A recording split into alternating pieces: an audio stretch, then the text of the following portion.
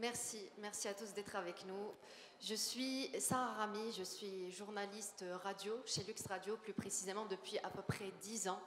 J'ai l'honneur et le plaisir aujourd'hui d'être maîtresse de cérémonie des Assises du féminisme, les premières du genre organisées par la PCE,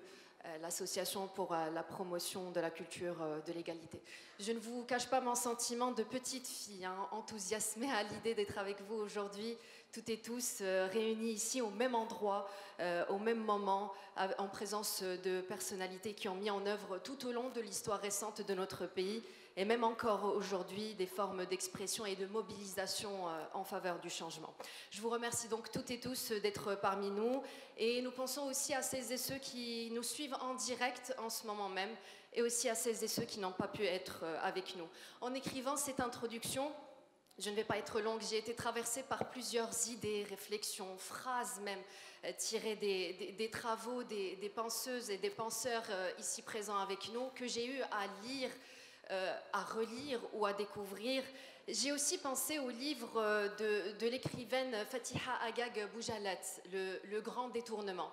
un livre qui parle de comment on dévie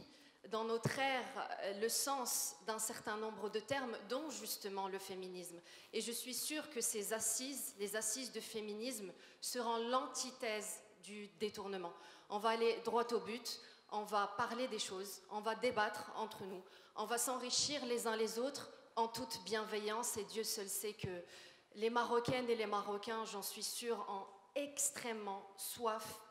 et ont envie d'entendre leurs intellectuels et les militants de manière générale parler de ce qui les touche au quotidien. Aujourd'hui, des femmes et des hommes prennent pour point de départ donc le contexte actuel,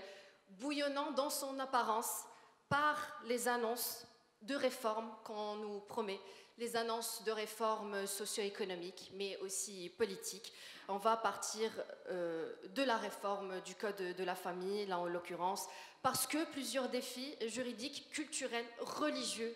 se posent aujourd'hui, parce que